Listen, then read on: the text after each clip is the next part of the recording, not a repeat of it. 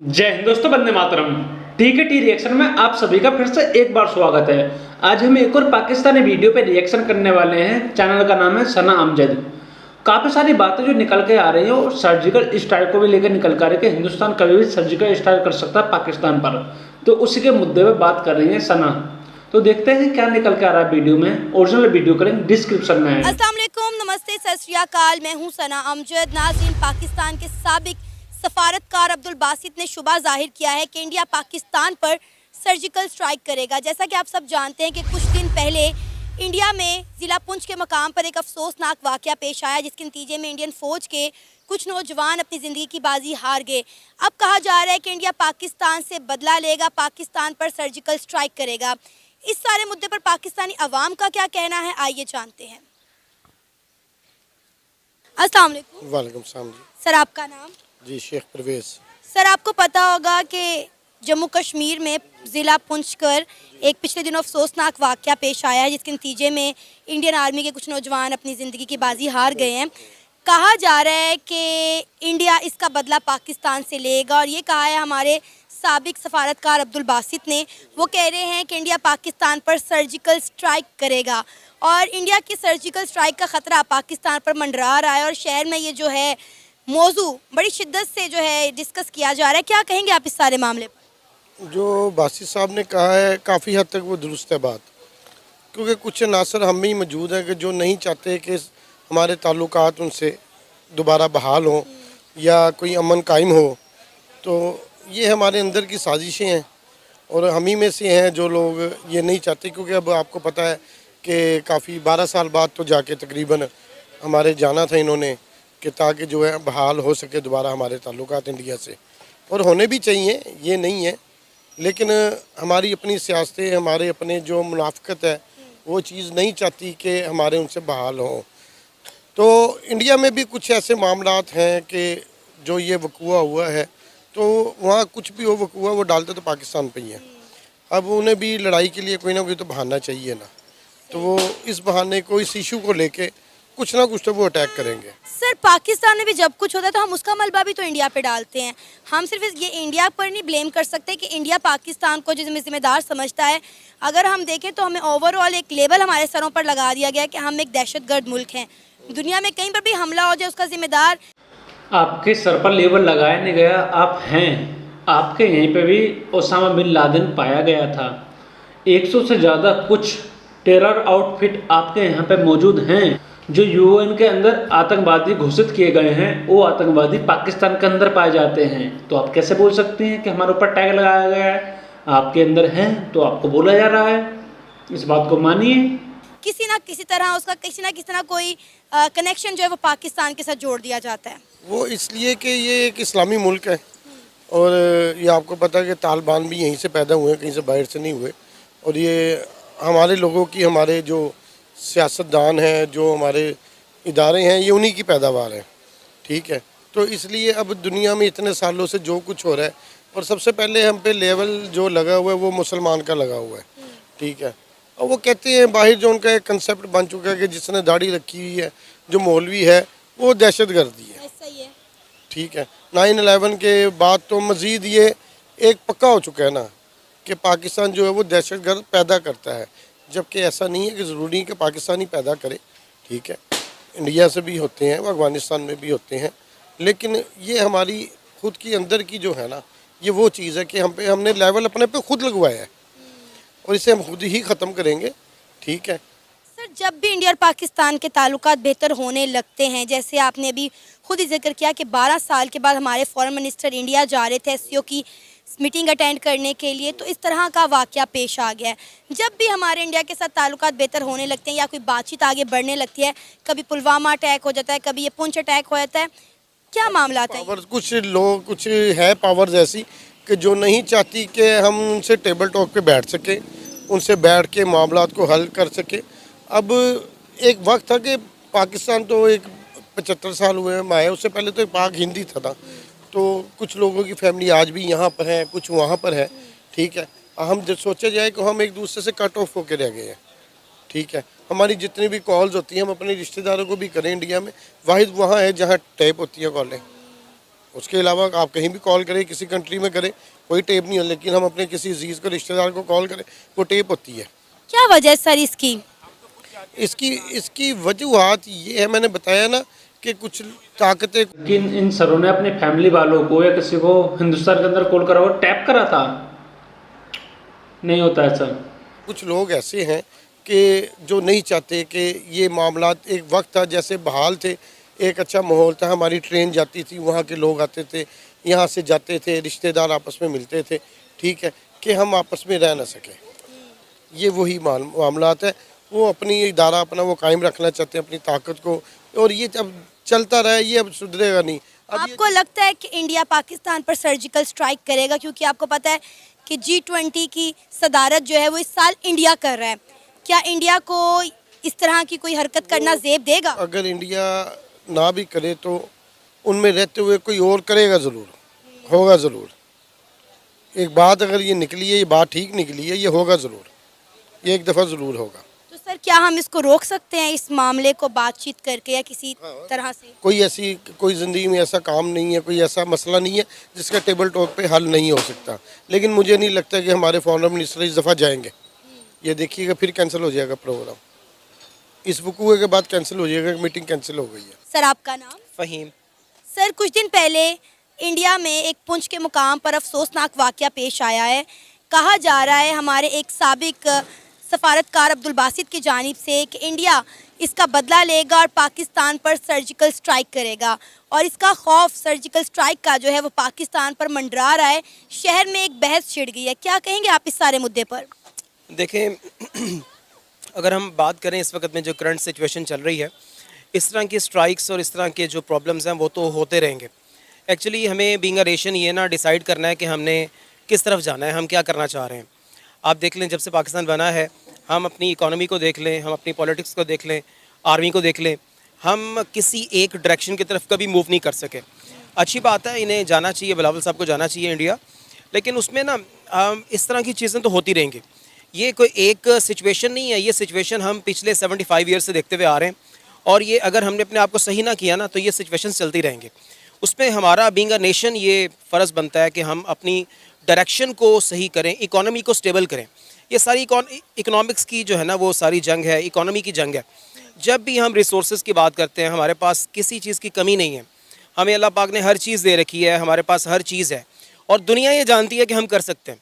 Actually हमें ना जानबूझकर इस तरह की सिचुएशंस में उलझाया जा रहा है कि इस कौम को कभी डायरेक्शन मिले ही ना।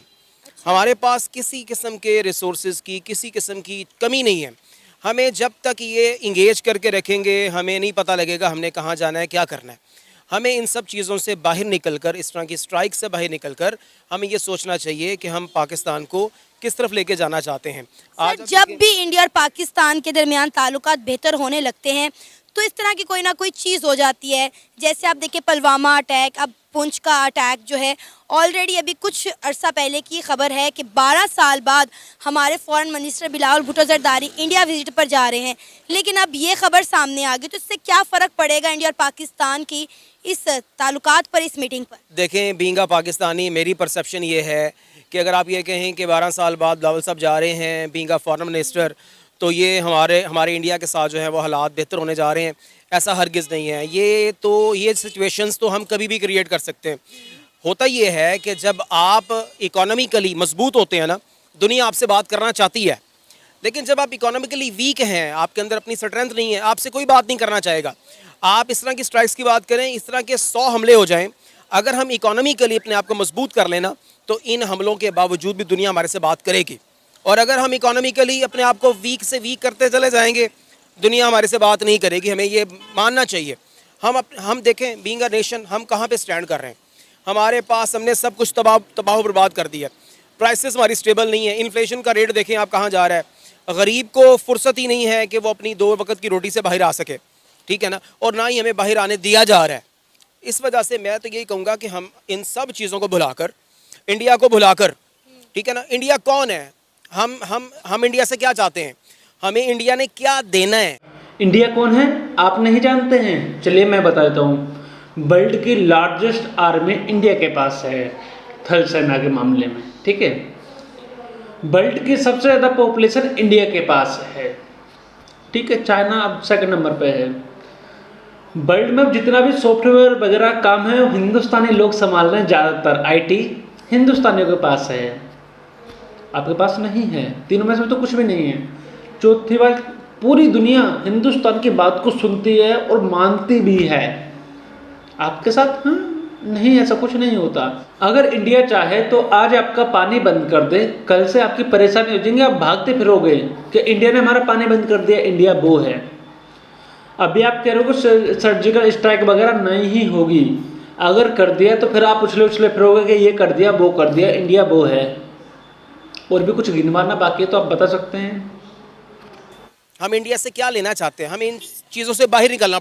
इंडिया से आप बहुत कुछ लेना चाहते हैं, जैसे कि टमाटर, दवाइयाँ, खाने का सामान, ट्रेड और भी बहुत कुछ। लेकिन अभी आपने रिश्ते बिगाड़ रखे हैं, आपके इमरान खान अंकल जी ने रिश्ते बिगाड़ दिए थे, आप नहीं सुधारना चाहते हैं। आप शिया सुन्नी, हिंदू मुस्लिम, हिंदू सिख, इन्हीं मामलों में फंसे रहेंगे। इस्लाम मुस्लिम मुस्लिम्स करते रहेंगे और आप ऐसे ही रहेंगे। पड़ेगा हमें सब कुछ भुलाना पड़ेगा, हमें अपनी डायरेक्शन को फिक्स करना पड़ेगा, फोकस करना पड़ेगा। सर हम इसी तो बाहर नहीं आ रहे हैं, 75 सालों से हमें इसी एक डगर पर लगाया हुआ है। इंडिया हमारा दुश्मन मुल्क है, हम बॉर्डर पर इंडिया से ऊंची टांग लेकर जाते हैं। इंडिया आज देखें कहां से कहां पहुंच गया, लेकिन हम अभी तक अपने बच्चों को किताबों में यही पढ़ा रहे हैं कि इंडिया हमारा दुश्मन मुल्क है। इंडिया के साथ हमने जो है इस जंग में ये लड़ाई लड़ी, हमने इंडिया के दांत खट्टे कर दिए। हम इन चीज़ों से बाहर ही नहीं निकल रहे। जब हम चीज़ों से बाहर निकलेंगे तो हम तरक्की की राह पर जाएंगे ना। देखें एक्चुअली ना हमें दुनिया इन चीज़ों से बाहर निकलता देखना नहीं चाहती। अच्छा। आप इस बात को देखें, हमें इंगेज किया हुआ है, दुनिया ने इंगेज किया हुआ है। आप देख लें अफ़गानिस्तान में अमेरिका ने क्या किया, पाकिस्तान को इंगेज किया, ठीक है। ईरान पे आपकी जो है ना वो अपना इकनॉमिक आपकी पाबंदियाँ लगी हुई हैं, आप ईरान से खुलकर नहीं खेल सकते। इंडिया आपके साथ। यार ये बंदा मूर्ख है क्या, मतलब पागल है क्या? पाकिस्तान ने ही डॉलरों के लालच में अमेरिका को बुलाया, ठीक है। ईरान का मामला आपने खुद बिगाड़ रखा है शिया सुन्नी वाले विवाद के चक्कर में। आप किसी से दोस्ती रखते नहीं हैं। आपने एक तरफ अफगानिस्तान के अंदर आतंकवादियों को बनवाया और दूसरी तरफ अमेरिका को लाकर बुलवाया। ये बात क्या करते हैं लोग, और ऐसे अजीब अजीब बात, इलॉजिकल बात करते हैं सारी की सारी। इसीलिए आपका देश तरक्की नहीं कर पा रहा है। बैठा हुआ है, हमें एक्चुअली इन चीज़ों में इंगेज करके रखा हुआ है दुनिया ने, क्योंकि दुनिया को पता है कि अगर ये नेशन इंगेज रहेगी कुछ नहीं कर सकेगी। अच्छा। इसको इंगेज रखें ताकि ना इससे कुछ हो सके ना इसको कुछ करने दिया जाए। हमें इन चीज़ों से बाहर आकर हमें देखना पड़ेगा। सर ये पूरी दुनिया का जो जोर है, हुक्मरानी है, वो इंडिया पर क्यों नहीं चलती? इंडिया भी हमारा हमसाया मुल्क है, हम बड़ा अरसा एक साथ रहे हैं, हम इंडिया से ही अलग होकर पाकिस्तान मुल्क बना है, तो इन सब का जोर सिर्फ पाकिस्तान पर ही क्यों चलता है? अगर आपके सुनेरियो में हम बात करें तो इंडिया पर इनका जोर क्यों नहीं चलता? इंडिया पे इसलिए नहीं चलता, पॉलिटिकल स्टेबिलिटी है। अभी मार्शल नहीं लगा, वहाँ पे जो आर्मी चीफ है उसको उसकी औकात में रखा जाता है, ठीक है ना। यहाँ पे आर्मी चीफ आप ज़रा को बात करके देखें, ठीक है। हम मेरे मूर्ख भैया जी, यहाँ पे किसी को कुछ बोला नहीं जाता है। यहाँ पे सबको अपने कायदे कानून पता है। एक लाइन होती है कि इस लाइन के अंडर हमको रहना है, इसी लाइन के अंडर हमको काम करना है। आपकी आर्मी की तरह हमारी आर्मी मूर्ख नहीं है, यह शासन नहीं करना चाहती। उसको पता है कि सेवा करनी है हमें अपनी जनता की, अपने देश की रक्षा करनी है। आपकी आर्मी की तरह नहीं है खाओ खाओ और खाओ, समझ में ही। आपके 3-4 बार तख्ता पलट हो चुका है और 3-4 बार आर्मी ने करा है, क्योंकि आपकी जो राजनेता और जो आपकी कौम है उसको गुलामी पसंद है, गुलाम रहना पसंद है। अगर मैं आज सर्वे करवा दूँ पाकिस्तान के अंदर तो 100 में से 99 बंदे बोलेंगे कि आर्मी रूल ला देना चाहिए, वो ही अच्छा है। नहीं तो अपनी आप रिपोर्ट पढ़िए, उसके अंदर खूब जो लेखक वगैरह होते हैं काफ़ी बार बोलते हैं कि आर्मी रूल के अंडर हमारा देश काफ़ी तरक्की किया है। वो इसलिए क्या है क्योंकि आर्मी रूल आता है तो पैसा आता है बाहर से पाकिस्तान के अंदर, इसलिए अच्छा किया था उस टाइम पर। अजीब बात करते हैं लोग।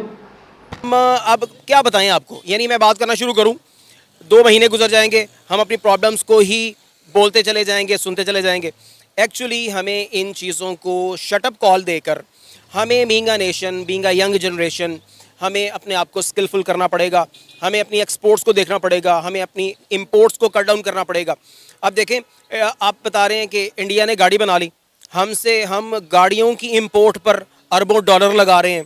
कभी कभी किसी हुक्मरान ने, किसी पॉलिटिकल पार्टी ने ये कहा है कि हम नेशन बिल्डिंग की तरफ जा रहे हैं। हम नेशन को इस डायरेक्शन की तरफ लेके जाना चाह रहे हैं। हम जनाब इस कौम को ये फैक्ट्रीज़, ये प्रोडक्ट देना चाह रहे हैं। ये एक प्रोडक्ट है जिसको हमने पूरी दुनिया में लेके जाना है। कभी कोई बात हुई है, कभी किसी ने बात नेवर। हम तो यहाँ सुनते हैं कि भी फ़लाँ जगह फ़लाँ पार्टी का जो है वो जलसा होने जा रहा है, वहाँ पे लोग पहुँच जाएँ। ठीक है जी, फ़लाँ जो है ना वो गवर्नमेंट टूट गई है, गवर्नमेंट बन रही है, अभी इलेक्शन हो रहे हैं, नहीं हो रहे। यानी अजीब सी सिचुएशन है। इस कौम का जो हल है, इस हमारी जो प्रॉब्लम्स हैं उनका जो सलूशन है, नवाज शरीफ, जरदारी, इमरान खान, इनके पास सलूशन नहीं है। कोई सलूशन नहीं है इनके पास। फिर किसके पास है? ये खुद हम अपने आप को अपनी प्रॉब्लम से खुद निकालेंगे। दुनिया ने हमें आकर नहीं निकालना। ये मैं आपको बता दूं जी, मैं बिल्कुल इसको अपना ऑन करूंगा। हमारी ज़िम्मेदारी है being a national, being a citizen of this Pakistan. हमारी रिस्पॉन्सिबिलिटी है कि हम एक एक को समझाएं, ख़ुद समझें, अपनी कॉस्ट को कट डाउन करें, अपनी लग्जरीज़ को हम कट डाउन करें और हम अपने आप को स्किल्स की तरफ लेके जाएं। हम अपने आप को प्रोडक्शन की तरफ लेके जाएं। जो दुनिया में मुमालिक चीज़ें प्रोड्यूस कर रहे हैं, ठीक है, वो चाहे कुछ भी है। आप एक छोटी प्रोडक्ट ले लें, चाइना की छोटे से छोटी चीज़ पूरी दुनिया में जा रही है। हमें तकलीफ़ है। मैं तो कहता हूँ हमारा जो एजुकेशन सिस्टम है, इस पूरे को हमें बंद कर देना चाहिए। हम मैट्रिक तक बच्चों को पढ़ाएं, उसके बाद ये सारी डिग्रीज हम जो है ना बंद करें। हम बच्चों को काम सिखाएं, हम उनको स्किल्स दें, हम उन्हें चीज़ें बनाना सिखाएं। ठीक है, हमारा बच्चा क्या करता है, 18 साल लगाता है, 18 साल लगाकर पढ़कर उसको 30,000 की जॉब नहीं मिलती। ठीक है, उसमें कसूर पढ़ने वाले का नहीं है, कसूर पढ़ाने वाले। इन्होंने बोला कि मैट्रिक करवाओ या 10वीं 12वीं करवाओ, उसके बाद डिग्री वगैरह ना लो। तो भैया आपको एक बात बता देता हूँ कि डिग्री लेना भी ज़रूरी है। लेबर क्लास तो आप बना लोगे, लेकिन उसके बाद भी तो कुछ चलाने के लिए चाहिएगा ना सर। आप कैसे हर चीज़ को एडजस्ट करोगे, मैनेजमेंट कैसे करोगे हर चीज़ को, जब किसी के पास डिग्री ही नहीं होगी। आपने सामान बना लिया, उसको बेचना कैसे सीखोगे, उसको परचेज सेल वगैरह कैसे करोगे? आपने बना लिया, बना के रख लोगे क्या? ऐसी बातें नहीं। पढ़ना जरूरी हो, काफ़ी पढ़ना जरूरी, खूब पढ़ो, खूब समझो, सीखना भी जरूरी है। ऐसी बात नहीं कि आप बनाना सीखिए, उसको सेल करना सीखिए, अपनी जो मैनेजमेंट है उसको बेटर कीजिए। इन्हीं सब चीज़ों से देश तरक्की करता है। का सिस्टम क्या है, जो बेचारा पढ़ा रहा होता है उसको खुद कुछ पता नहीं होता, उसको खुद कुछ नहीं आता।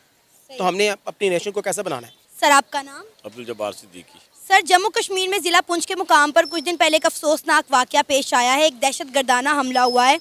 कहा जा रहा है कि इंडिया अब उसका बदला लेगा पाकिस्तान से, और ये कहना है पाकिस्तान के साबिक सफारतकार अब्दुल बासित का। उन्होंने कहा है कि इंडिया जो है वो इसका बदला लेगा और सर्जिकल स्ट्राइक करेगा पाकिस्तान पर। क्या कहेंगे आप इस सारे मुद्दे पर? ऐसी की तैसी इंडिया नहीं करेगा। इंडिया अगर करेगा तो उसको मुंह तोड़ जवाब भी मिल जाएगा। पाकिस्तानी कोई इस तरह वो नहीं है। हम तो पहले जारियत का शिकार है, कोई करा के और फिर इंडिया पे, और मेरे हिसाब में नहीं करेगा तो उसका जवाब देंगे। इंडिया को हम कैसे जवाब देंगे? हमारे खुद जनरल बाजवा साहब ने कहा है कि हमारे टैंक्स जो हैं वो ऐसी कंडीशन में नहीं हैं कि हम इंडिया के साथ लड़ सकें, और ना ही हमारे पास फ्यूल है और ना ही हमारे पास इतनी तादाद में असला और बारूद है। जब हमारे जर्नल इस तरह के बयानात देंगे तो हमने इंडिया से फिर जंग किस तरह लड़नी है? वो उस टाइम जर्नल बयानात देंगे। हम तो बेरोज़गार आदमी हैं, सीधी सी बात है। अब इतने ऊपर कुछ जा ही नहीं सकते। पाकिस्तान आर्मी के सल्यूट है, बस इतनी सी बात है। अब उसके बारे में तो नो कमेंट्स। सही। ऐसी की तैसी, बस यही मैं कह सकता हूँ। और क्या? ये बताएं कि इंडिया के साथ हमने जंग लड़नी ही क्यों है? हाँ, नहीं, जंग होनी नहीं चाहिए अंकल साम, वो चीज़ तो होनी नहीं चाहिए। बातचीत करके इसको मिटाएं। और क्या नाम है उसका, बाकी अगर इमरान खान साहब आ जाते हैं तो फिर तो कोई, यानी कि बात करने वाला तो कोई हो ना। बस जिस तरह मैं और आप बात कर रहे हैं, इस तरह उस लेवल पे भी वो, बाकी और कोई उससे बात ही नहीं कर सकता। सर, जब भी इंडिया में कुछ होता है या किसी दूसरे मुल्क में होता है तो उसका मलबा पाकिस्तान पर क्यों डाल दिया जाता है? क्यों कहा जाता है कि इसमें पाकिस्तान ही मुलव्विस होगा, किसी और दूसरे मुल्क का नाम क्यों नहीं आता? वो हिंदुइज्म है ना, इस्लामिक, वो तो अगेंस्ट मुल्क जो है हमारे हिंदुइज्म है। हालांकि वहाँ 22-23 करोड़ मुसलमान भी हैं, ये तो पता है ना आपको। तो बस फिर बाकी पूरी दुनिया में खाली एक पाकिस्तान नाम का मुल्क नहीं जिसके अंदर मुस्लिम्स रहते हैं। टोटल 57 मुल्क हैं जिनके अंदर मुस्लिम्स रहते हैं, लेकिन वहाँ से तो इतनी ज़्यादा कुछ खास बातें निकल कर नहीं आती हैं। पाकिस्तान से ही इसलिए निकल के आती कि पाकिस्तान इसका गढ़ है। यहाँ पे फैक्ट्रियों में आतंकवादी बनाए जाते हैं सर, इसलिए बोला जाता है। वो ऐसा कोई सिलसिला है ही नहीं। बाकी हम जारहियत का शिकार हो जाते हैं। सिर्फ उसकी इकॉनमी मजबूत है, हमारे हुक्मरानों ने जो बाकी ज़्यादा बात मैं कर नहीं सकता, बस ख़त्म। खुद मैं सर हम अपनी इकॉनमी क्यों नहीं स्ट्रॉन्ग करते? अगर हमारा हमसाया मुल्क, जिसको हम अपना दुश्मन मुल्क कहते हैं, वो इतना ताकतवर बन गया है, सुपर पावर बनने जा रहा है, और अगर हमने उसे जंगें लड़नी और इस तरह की बयानबाजी करनी है तो हम अपनी इकॉनमी क्यों नहीं बेहतर करते? क्यों नहीं इकॉनमी बेहतर करके लड़ते हैं उनके साथ? इकॉनमी की जंग है ना, तो इकॉनमी बेहतर क्यों नहीं करते? लैंड माफियाज नहीं करने देता, सीधी सी बात है। अच्छा, बस लैंड माफियाज नहीं करने देता। फिर गुलाम इब्ने गुलाम हमारे यानी कि जो कोई जरदारी को बचा रहा है तो यानी नवाज शरीफ को और जरदारी को बचा रहे हैं, बस इस तरह यही सिलसिले चल रहे हैं। अब बाकी वो सर्जिकल स्ट्राइक वाली जो बात है उसी मुद्दे पे आ जाते हैं, वो नहीं होगा। जारहियत का शिकार हम पहले ही हैं, लेकिन पाकिस्तानी फ़ौज की अजमत को सलाम है। अच्छा मुझे ये बताएं कि इंडिया और पाकिस्तान के ताल्लुकात आपको क्या लगता है कब तक बेहतर होने का इम्कान है? हमेशा कोई ना कोई बयानबाजी चलती रहती है, एक बयान इंडिया से आता है, एक बयान पाकिस्तान से आता है, कोई एक मसला हो जाता है तो दोनों मुल्कों के सियासतदान, आर्मी और जितने भी पॉलिटिशियंस हैं वो बयानबाजी शुरू कर देते हैं। तो हमारे ये मामला कब तक चलते रहेंगे? हम 75 सालों से ये सिलसिला चलते हुए देख रहे हैं। जैसे जरदारी और नवाज शरीफ का 75 सालों से सिलसिला ये नहीं होने दे रहे, कुछ बैरूनी कुफ्ते हैं, बस सिलसिला इस तरह ही यानी कि, और ये इंशाल्लाह सही हो जाएगा, लेकिन शर्त यह है इलेक्शन हो और इमरान खान आए वापस। ये था हमारा आज का प्रोग्राम। आपने जानी पाकिस्तानी अवाम की राय। मेरा मानना यह है कि इंडिया और पाकिस्तान के दरमियान जो भी मिसअंडरस्टैंडिंग है, जो भी मसले मसाइल हैं, वो बातचीत के साथ हल होने चाहिए, ना ही कि कोई सर्जिकल स्ट्राइक होनी चाहिए और ना ही उसकी कोई जवाबी कार्रवाई होनी चाहिए। बड़े अरसे के बाद 12 साल के बाद पाकिस्तान के फॉरेन मिनिस्टर इंडिया विजिट पर जा रहे हैं। इस तरह के मामलात को बातचीत से हल करके कोई पॉजिटिव रिजल्ट निकलना चाहिए, ना कि मामलात जो हैं मज़ीद ख़राब होने चाहिए। आप किस बारे में क्या राय है? आप भी अपनी राय का इजहार कर सकते हैं नीचे दिए गए कमेंट सेक्शन में। इसी के साथ मुझे इजाज़त दें, पर जाने से पहले हमारे चैनल को सब्सक्राइब करें, वीडियो को लाइक करें और शेयर करें। अल्लाह हाफिज़। तो वीडियो ख़त्म हो गई है। थोड़ी सी बातें बता देता हूँ। जो पाकिस्तानी कौम है वो काम करना नहीं चाहते और दूसरों के ऊपर इल्ज़ाम लगाने में एक नंबर है। अगर चलिए मान लेते हैं युद्ध की बात निकल के सामने आती तो आप किस चीज़ से लड़ेंगे? ना आपके देश में पैसा है, ना पेट्रोल है, और आप तो उधार मांग मांग के काम चला रहे हैं, तो आप किस तरह से क्या करेंगे? मुझे समझाइए। आपको खाली ये है कि हमें हिंदुस्तान से बड़े हैं, लेकिन उसके ये नहीं पता कि कैसे बड़े हैं, किस कारणों से बड़े हैं। आपको कुछ समझ में आता है नहीं, लेकिन कैमरे के सामने बोलने की आदत काफ़ी थोड़ी ख़राब भी है। ऐसा नहीं बोलना चाहिए, थोड़ा सोच समझ के बोलें तो ज़्यादा अच्छा रहेगा। और बात रहे हिंदुस्तान पाकिस्तान रिलेशन की, तो वो तो ठीक होने वाले हैं नहीं अभी, क्योंकि अभी आने वाले समय में और ज़्यादा कठिनाई देखने को मिलेंगी पाकिस्तान को। मैं हर वीडियो में यही बात बोल रहा हूँ कि हिंदुस्तान को पाकिस्तान के साथ रिश्ते नहीं सुधारने चाहिए। अगर सुधारता है तो उसको लॉन्ग टर्म में काफ़ी ज़्यादा नुकसान होगा। तो आप सभी का क्या कहना है इस वीडियो में? जो मैं बातें बोल रहा हूँ वो सही हैं? ये जो पाकिस्तानी लोग बोल रहे हैं कि हमको रिश्ते सुधारने चाहिए, वो सही हैं? आप कमेंट करके मुझे एक बार ज़रूर बताइएगा। मेरी वीडियोज़ को लाइक कीजिएगा, चैनल को सब्सक्राइब कीजिएगा, कमेंट कीजिएगा। जय हिंद दोस्तों, वंदे मातरम।